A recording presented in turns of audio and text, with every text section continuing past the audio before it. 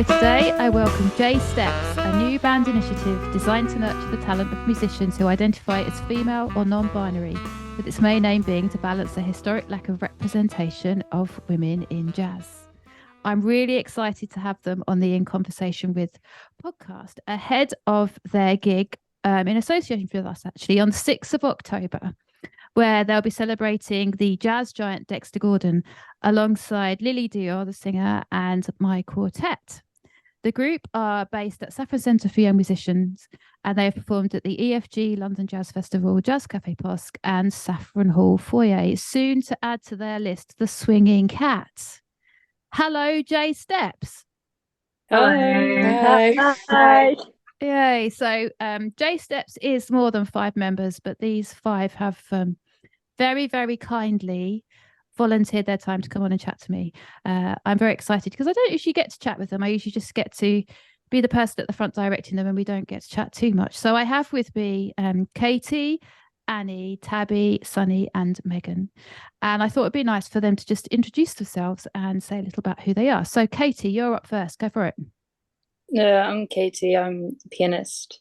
I've not played much jazz before, but J Steps was like a chance to like sort of get into that, having not done much of it before, and it's been like a really fun experience so far. Great. Annie? Hello, I'm Annie. I'm 18 and I'm one of the alto saxophonists for J Steps. I also play the piano, but I'm more classically trained on the piano. And yeah, J Steps has been so much fun. I do play for a jazz group at SCYM with Megan, but that one is more predominantly male. So it's been really nice to engage with the group that's all about inspiring women. And yeah, it's been really interesting viewing jazz as a genre from both perspectives. Great. Tabby? Hi, I'm Tabby. I play the electric bass guitar. So I played jazz a lot of my life. I started when I was about 7 or 8, but I've gone through so many instruments in that time. I started on the violin, and then I went to the piano, which I still play, and the cello, which I still play. But then I landed on bass instruments as my thing, and I really enjoy being the bass line. And you play electric bass, don't you, for us? Yeah, so I play electric bass for J Steps. Yeah, I landed on that eventually. I did not know about the cello, Tabby. Yeah, I still play that. Yeah, I played that at the school orchestra. I dropped violin to play cello because I used to play jazz violin. But yeah, I like playing so many instruments. It's really fun. Katie, you play the cello, don't you, as well? I do, yeah. Because you often leave it behind and have to come back for it after the rehearsal, don't you? It's not often. It's like twice. Sunny, your turn. Hi, I'm Sunny. I play clarinet, and I'm like relatively new to J Steps, and like kind of relatively new to jazz as well. And like the first thing I've done where like it's all girls, I think like a lot of the groups that I played in before, it's like the majority of them are boys. And so yeah, it's really nice to be part of J Steps. It's really fun. I've learned actually a lot about jazz and kind of improvisation. And like it's nice just it being girls and like having that like shared experience. Like I think without really saying anything, like we all kind of get a part of each other because we're all girls. Love that. Megan? Hi, I'm Megan. I play the drums in J Steps, but I also play piano. But similar to Annie, I'm also more classically trained on piano. So J Steps has given me kind of like an opportunity to explore jazz more. And I'm relatively new to the drums as well. So playing in J Steps has given me my first opportunities to play in front of people on a kit, which has been really great for me. And yeah, most of my jazz groups that I've been in have been all males. So as Sunny said, being a part of a group with all girls has been a great opportunity to be able to connect with new people. And it feels like a different environment. It's a more relaxed environment, and it's a lot more open to kind of no judgment, and it's much easier to play in. That's a really positive thing, because actually quite often we are quite a stressed, we're not stressed, but we're in a stressful kind of, we have a gig in like 2 rehearsals time and we have to get it done. But it's good that you guys don't feel that. You just feel it's like, oh, I never really worry about you guys not getting a gig together, because I know that you will, because you're all kind of, you all just kind of mold together and just do it. There's never any, if anybody finds anything a bit worrying, you never know, you all just muddle in together. Do you feel that? Yeah. Yeah. I find that really inspiring about you lot, that I can say, right, try this, and you all go for it, and there isn't ever silence, which is really, really, really good, really good. I'm interested about the other instruments. So I know Annie plays the piano, because you sometimes put up some little clips of you playing on Instagram, don't you? Yeah. At SUIM, I've had lots of opportunities to play in some amazing venues, as well as J Steps. So it's been really fun to, again, because obviously with any sort of musical opportunity, it comes like an experience, and comparing the different lifestyles has been really interesting. Because I would actually say that the actual music probably comes secondary to the J Steps experience. I'd say at the fore is being able to travel together to London, be able to meet new people from different backgrounds. That I would say is like principally what's most fun about it. So yeah, it's been really fun. Yeah. Sunny, do you play piano? Not very well. I like did it when I was younger, but like it takes me like a while to like play something on piano. Yeah. So like not really. Clarinet is like my main thing. And then I play a bit of saxophone, but I'm not too good at saxophone yet. I need more practice. Yeah. So J Steps is a mixture of ages, isn't it? And actually we have Tabby as our oldest member at the moment, because Tabby was just, before we went on the call, was just saying she's got a job. Yeah, I have. So you've just finished your A levels, have you, Tabby? Yeah, I've just finished it. I'm taking a gap year now, so because I found when I was doing exams, I fell behind in stuff I loved, like music lessons and dance and theatre. So I'm getting back up to that. I'm currently in the process of finding times to meet all my music teachers. So yeah, and I'm looking forward to it because the university I want to go, well, I am going to next year, has an orchestra, so I'm really excited to join that again. Where are you going? Kent. And what are you going to study? Classical studies. Oh, very good. Yeah, I am looking forward to it, and I've kept in touch with the orchestra so that they can let me know of the opportunities I'll have musically when I go there, and I am looking forward to that because I like music like casually. I really love it as a hobby, and I love the like community of being able just to play it with people who enjoy it for the sake of playing music. That's great. Do any of you want to do music further on? Yeah, I've been in the situation of having to decide between conservatoire and studying an academic course. And as much as I love playing, I have actually decided to go down the more academic route. But that's just because I feel like doing the academic route will in some ways actually strengthen my playing. And as much as I love performing, I think that having that sort of background knowledge about where, like more historical knowledge and the context actually helps me with my playing. So I'm really excited to study music. So Katie, what has J Steps done for you then? Well, I mean, I wasn't really confident in playing in front of other people before, and I wasn't really confident in jazz either. I wouldn't say I'm confident yet, but I certainly know like a lot more than I did starting. And it's helped improve my playing in front of other people, because before J Steps I was so like scared to play anything in front of anyone, and now I feel like I've got like a supportive like group of people I can make mistakes in front of and like not have to worry too much about anyone making fun of me or anything. So that's been really nice. And have you found in other groups that you felt as though people have made fun of you? Not made fun of me, it's just I feel like it can be a little bit judgy. I don't know. Yeah. And how about you, Megan? How have you found J Steps? Yeah, I really enjoy it. It's one of my favorite groups that I do because, yeah, as I said, like there's no judgment at all. and all of the groups that I do are mainly guys, and I don't know why, but just for some reason they're definitely way more judgy. They've got more confidence and they're more cocky, so they'll make comments, and it makes you feel really uncomfortable. So being in a group with just girls is really refreshing. Mm. I used to obviously it was always guys within the groups I did growing up, and I think they can't help but make a comment, and on the wrong day that comment hits you hard.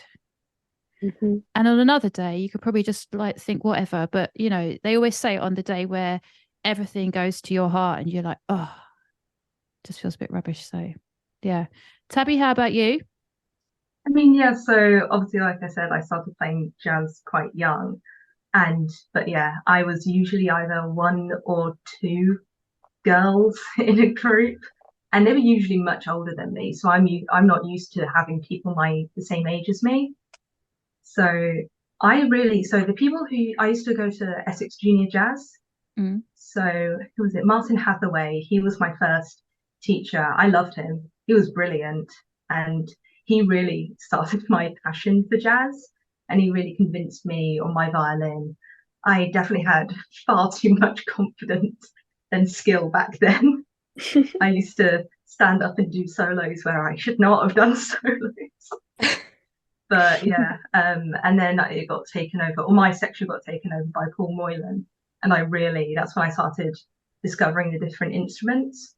And I finally found I wasn't the only girl through his daughter. We became really good friends. And then when I left junior jazz and joined J Steps, I was like, oh, I'm not the only girl in the world who likes playing jazz.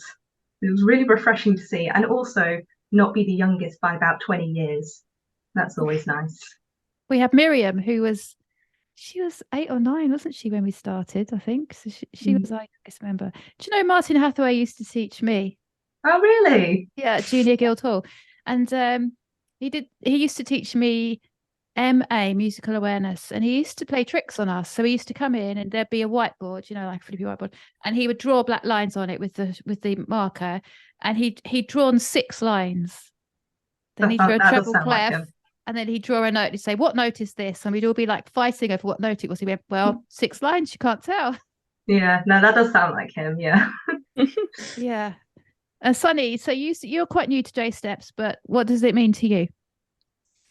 Well, I joined J Steps because I'm taught by you, Hannah, and like obviously my teacher, you like plays jazz a lot. And like I'd never really got myself involved in it too much. But like my confidence started kind of growing more at you were like, oh, why don't you join J Steps? And like for me, like even when like on my first time, like on my first J Steps, it was just like really lovely to like watch like all the girls like watch around me because it's not something that like I'd seen often. It feels like I'm learning a lot. Oh, that's good. That's really good. So it's interesting for me to hear this as your director. It feels very official, that, doesn't it? Because when you're all playing, I cannot tell that it means so much to you. So actually, it's really nice to hear this. I've seen some of you grow in confidence, obviously, since we started. Just trying to think, we were just out of lockdown and we had to be socially distanced, didn't we? Yeah. So we had to set the chairs up in a huge hall where there were gaps between us all. And that's when it started, and look how much it's developed since then. But I can't always tell that. Well, I didn't know how much it meant to you, so that's really lovely for me to hear that, because that's what I wanted. That's why I wanted to start it, so you all had a space that would be non-judgmental and very, very caring and nurturing. Yay, we did it.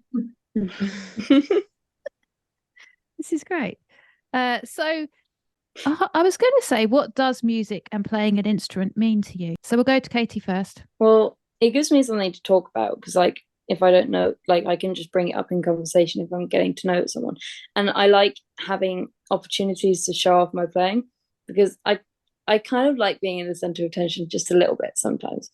And it's fun to just be able to play pieces and like be able to play stuff that I hear like in games and shows and stuff and be able to figure out that and like play that stuff, and it's really fun. It's just enjoyable. I like it. Yeah, something for you. Mm. How about you, Annie? I would say, I mean, I just love meeting new people. Again, kind of linking back to the lifestyle thing, I think it's so fun, like hearing people's personalities through their music, and like, certain colours in their solos reflect certain upbringings, that type of thing. So I'd say it's definitely down to the social aspect as well. You are a very sociable person, Annie, though. Thank you. Yeah, I'll you take are. that. It's a compliment. I'm not a sociable person. I'm like, oh, if only I could be more like Annie. You're just a great sociable person. Tabby, what does it mean to you? I mean, playing my different instruments means different things to me. So my piano, I don't perform, I don't do grades, so that's really like I just play my piano to have a fun time with my teacher. So she'll bring along her duet book or like music that we both like, and we'll just sit down for the half an hour and just play a song that we both really enjoy playing, or have like the sense that we've completed a song together and we couldn't have done that without each other. And then my cello, I play mainly to be part of a group. So like I played at the school orchestra, and I don't like performing by myself on my cello. I hate whenever our conductor would tell me she could hear me. It's like, stop listening to me. Because I like being part of a group. I don't like standing out on my cello because I think it just sounds wonderful when you've got so many people surrounded by you. My bass I play to show off. That's my show off instrument. I think it's because I've always performed on my bass. I love showing it to people, and I love being in a group where I can like stand out. And I kind of figured that bass instruments they're kind of lacking in a lot of groups that I've like seen at school. A lot of them are like, oh yeah, we just don't have bass players, and I'm like, well, pick me. I can do that. I'll play it on my guitar, and you won't be able to not hear me then. Yeah. See, I'm finding out so much today. It's sunny. Yeah, it's like such a great way to meet people. But also like I think and like I kind of said it in my last answer, but like just hearing people and hearing what they play and like learning from them. When I hear people play, like I'll often like think like, oh, like, and it will inspire me to play that. And like I also think like a huge part of why I like playing music is like the difference in like who you're going to get taught by or who you're going to play with, and like what challenges they'll give you and how they'll teach you. I think that's really interesting and kind of what motivates you play. And Megan, how about you? Well, for me, music literally accompanies every single thing that I do every day. I'm always listening to music on the bus, on the way to school, or when I get home. If I've had a stressful day, I'll normally just sit and play because it really helps me de-stress. And I find music's one of the things that I can always use to help me relax. And yeah, it's a great way to meet new people. Some of my closest friends I've met through doing music. And I'm really grateful to have like the opportunities to play in front of people, to meet new people. And I love being exposed to new music all the time. Mm. So how do you all feel about playing in front of others, Katie? You said you quite like it, didn't you? It depends, right? Like if I'm playing to a bunch of people, like it really does depend, because like if I've got to go and do a performance, I hate it. Like I absolutely hate performing. And it's just like really nerve-wracking, but like the feeling of relief when it's over is just brilliant. And then like with my cello, I haven't really done any performances except like ensemble performances, and I don't really think I'd want to do a solo performance. Like I just really don't like the idea of doing a solo performance on cello. There's too many things that could go wrong. But yeah.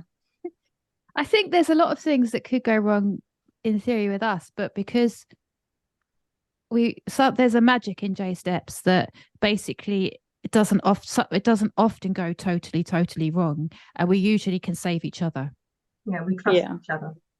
Yeah. Mm-hmm. And that's a really special thing to have. It is a bit like magic. And ever since we had the first rehearsal, Kate, who is the head of Saffron Centre, has always said, you guys have got your own sound that you developed really early on. And you have, and it's just amazing how it works. But I think that's because you all feel like it's the thing for you. Yeah. And because when we started, I couldn't have done it without the Saffron Centre because I only knew woodwind players really. So we needed, bass and drums and piano. And I wrongly, I think, thought, oh God, you guys have had your arms twisted to come along. But actually, it seems as though you really wanted to come. But so I'm learning lots today. This is great. I feel like, So we've got Katie for quite a while more. But Megan, what year are you in? I'm year 12, so I've just started A levels. Okay, good. So we've got you for a bit longer. Annie, what are you in? Year 13, my last year. Yeah. Oh dear. And we know we're on borrowed time with Tabby. Yeah. And Sunny, you've just gone into your A levels, haven't you? So we've got you for a while. This is good. We don't like it when people leave. It's so sad. And so how has it felt learning to improvise? Because when we started, we just generally used like one scale, didn't we? So that everybody could have a go. I know the rhythm section don't often improvise, but now that we've been going for a while, we look at different chords, we look at different modes. And how does it feel exploring that within the group? Let's go to Annie because you're one of the ones who've done that. Yeah, I definitely think that obviously taking the time to analyze the music we've been studying more theoretically has definitely helped us all be more confident when improvising, and like seeing how we will codify our different solos and experiment. Like I'm even starting to sort of put faces to solos now because I'm starting to like understand how everyone interprets different, theoretical exercises differently. So that's been really interesting. And Sunny, you're the other one who does like a one-line improvisation instrument. How about you? I remember being very, very scared to do it, especially when I joined J Steps, because like I knew it was like full of really good people that can improvise really well. And like yeah, I was really intimidated, but like for me, just mainly just like hearing everyone else play gave me the confidence to be like, oh, okay, like I'll give it a go. And like everyone said, like J Steps doesn't feel judgmental at all. Like it kind of feels like there isn't really like a wrong or a right. And I think like Hannah, you've told me that in improvisation before, like there isn't like I've said like, oh, I played like a note that didn't sound right, but it's like there is no wrong or right. So yeah, I've still got a lot to learn. Like I'm not like great, but like I think just listening to everyone really when I first started J Steps was kind of really inspiring. And do any of the other three want to add to it? I know you don't improvise. Have you noticed the others developing on their improvisation? Yeah. Go on, Tabby, say more about that. Well, like Annie said, I can definitely put like faces to the way people improvise. Like, because obviously I play rhythm and I don't improvise that much because while they're improvising, we're keeping it together with our own section. But sometimes I'll be focusing on the music and then I'll look up, I'm like, oh yeah, of course that's who's playing. Yeah, that's right. That's their style. Like they all, even if they don't notice it, they all individually have their style. I think that's really cute. Like, I think it's really cute when people just subconsciously have their own style of playing music. And I mean, when you're playing in a group, especially that has multiple instruments, it's difficult to stand out. But I think solos really give you the opportunity to showcase like why you're there and how much you love doing it. You're right. I think sometimes you could close your eyes if you're not the one soloing, and you could probably guess. Yeah. Do you feel that, Megan, from behind the kit? Yeah, definitely.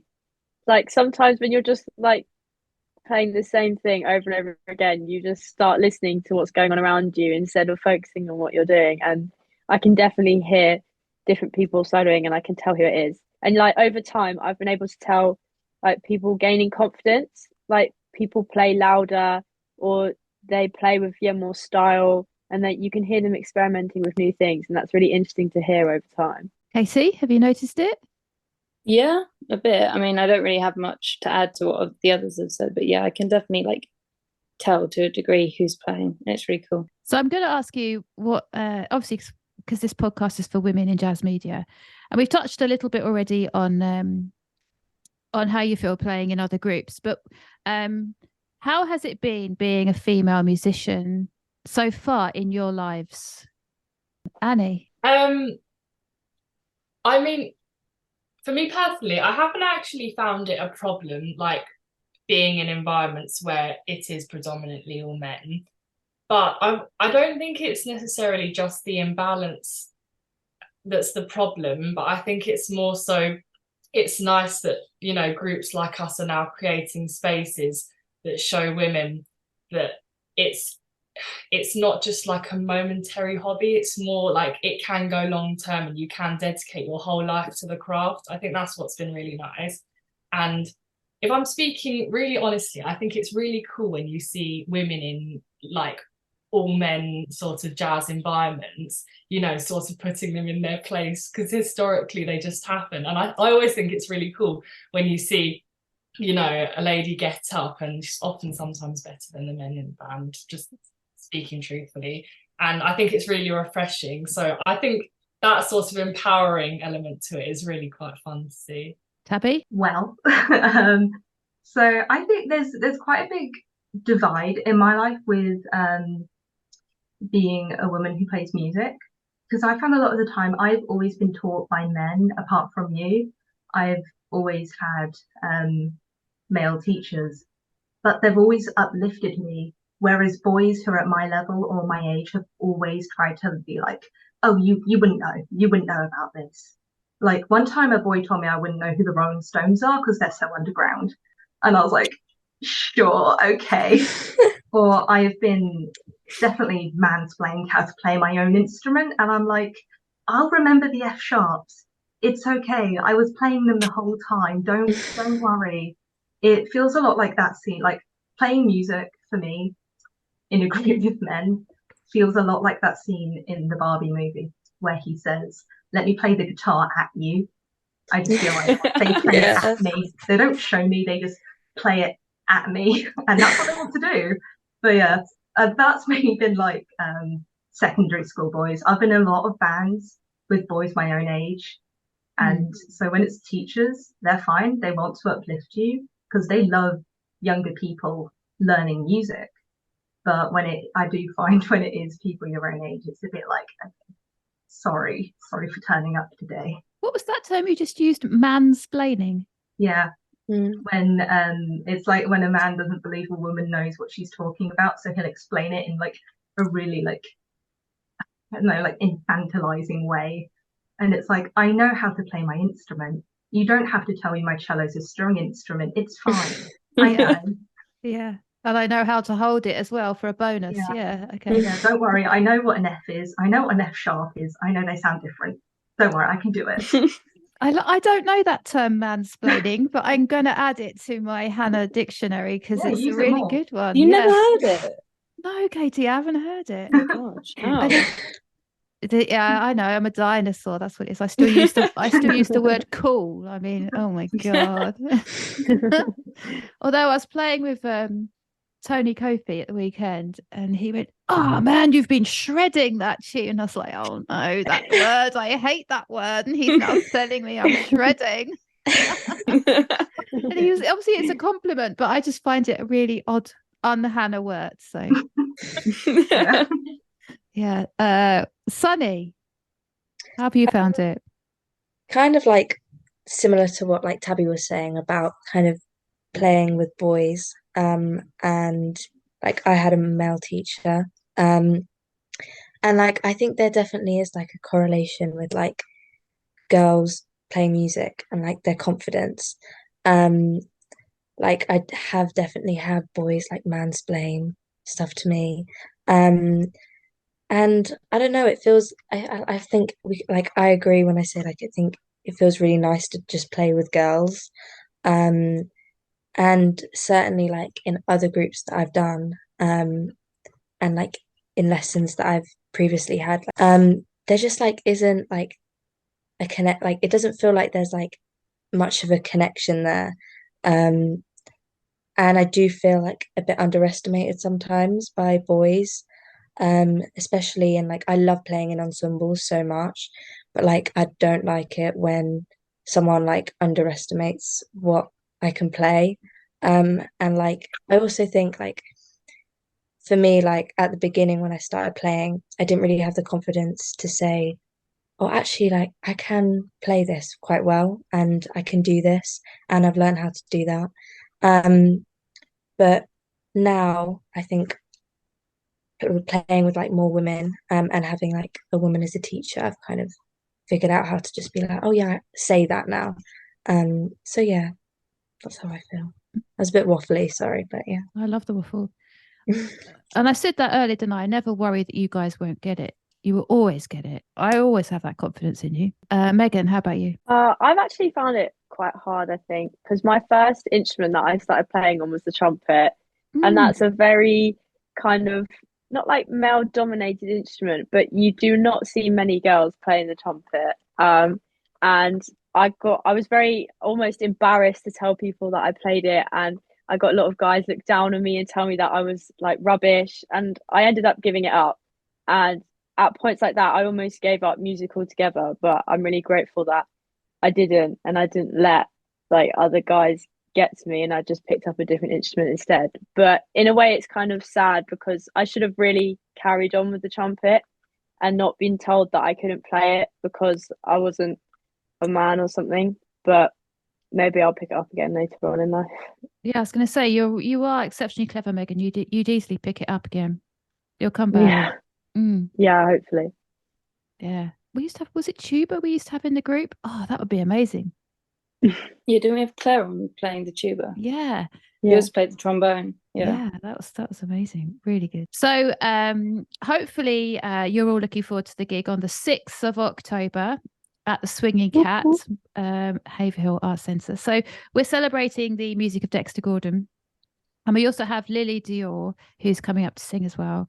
So this is very, very exciting for you guys. So I have 2 Hannah questions for you all.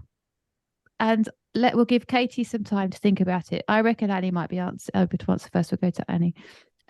Right, there's this radio. This is me being a dinosaur. There's a very long-standing radio show called Desert Island Discs. Does anybody know of this thing? And what it is that basically the interviewee chooses different tracks, and then they have to pick one. So I'm going to say, do you have one album that you would take like forever, keep with you? And the other question is, what's your favorite time signature? Oh, you should have seen their faces when they did that. So, Annie, we're coming to you first. Album, why, and then time signature. Oh, that's a hard question. Okay, I would say album. I love Kind of Blue. That's one of my favorite albums of all time. Like, I think it's one of the best like modal jazz hard bop records, and I think that the story behind it is just brilliant. Like with the whole arrest of Miles Davis, I love that album so much. Because I think you can really hear the struggle in jazz music, especially sort of not more modern performances, but I think historical performances you can really hear the struggle. And yeah, I just really like that album. Time signature. I mean, I don't like anything that I don't like it when I'm given a hard time signature, but I feel like it's boring to say a simple one. You can say simple. I really like a 4/4 because I think that you can just do a lot with it. Okay, common time. Yeah, I just feel like, yeah, I don't know. I love bossa nova. I love just hearing someone count it in, and it just like this whole like picture be created instantly. I just love it. So yeah, 4/4. Okay. Boring answer, but yeah. No, just go with what you feel. Tabby? Does that have to be a jazz album? No. Okay, because I'm trying to narrow it down in my head. I've got 2 because I like music that when you listen to in the car, it makes you feel like you're floating. I like that kind of music. Mm-hmm. So my favorite at the moment to listen in the car, that's how I judge how good a song is how good it is to listen to in the dark, is Unreal Unearthed by Qosja. Okay. So good. Such a good album. That's brand new, but I love it. I've been listening to it like my brother goes to cadets all the way in Duxford, and I'll just get in the car and go with my dad for like a late night drive listening to music. Nice. But yeah, for time signature, mine's also quite basic, but I like 3/4 because it's really fun to dance to.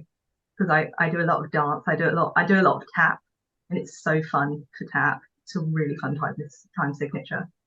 Hey, nice. Sunny. The album question is such a hard question to answer to, because I love so many different types of music. I was gonna go with like a hip hop album. I love the Beastie Boys, that kind of vibe, Public Enemy, but I'm also a huge fan of reggae. And so my one that I'm choosing is Funky Kingston by Toots and the Maytals. It's just such a good Okay. album. And it's like always, I feel like you need an album for like a party, and I feel like that's a great one to throw on at a party. And then like my favorite time signature, I was gonna say 3/4 because like I do like 4/4, but I want it to be a bit more interesting. Um, and I really like 3/4, but I'm playing a song at the moment that's 9/8, and like I thought I was gonna hate it, but I actually really like that, so I'm gonna be really different and say 9/8. Yes. Great. Megan. My favorite album is probably there's one Kanye West album that I absolutely love called Late Registration, which is a really good album. Yeah, it's a bit controversial, but it's a really good album. It's one of his early ones that he did in like the 2000s. So it's also actually got a bit of jazz incorporated in it. Like some of the songs have got saxophone in it. Some of them have got like piano solos. It's a bit kind of improvisy, and I love it so much. It's a really good album to listen to.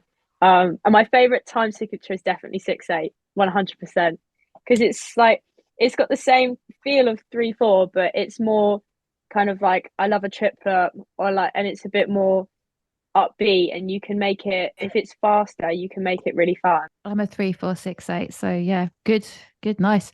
Katie. Well, I mean, I don't really listen to full albums.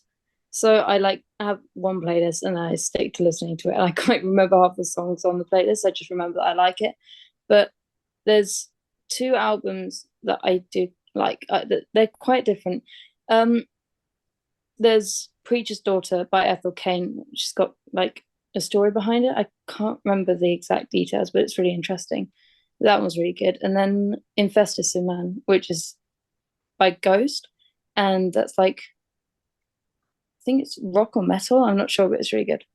Hey, Yeah. Tabby's nodding her head. Love She can Ghost. feel you. Yeah. Love Ghost. Yeah, my friend got me into Ghost, so yeah. And what about your time signature? Oh, 6/8. Wow, It's just fun. I like Yeah. 6/8. Well, I have actually thoroughly enjoyed this chat. Thank you so much. I've learned so much about you all, which I never would have known before.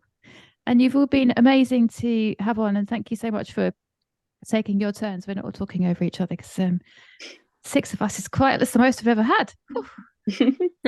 Very exciting. So we have a rehearsal on Saturday. We have a 3-hour rehearsal on Saturday, don't we? It's usually 2, but we've got 3. And we'll be running over some of the Dexter tunes. I've done some new arrangements. So thanks again for coming onto the podcast. And I'll let you know when it's out. So goodbye, everybody. Bye. Bye.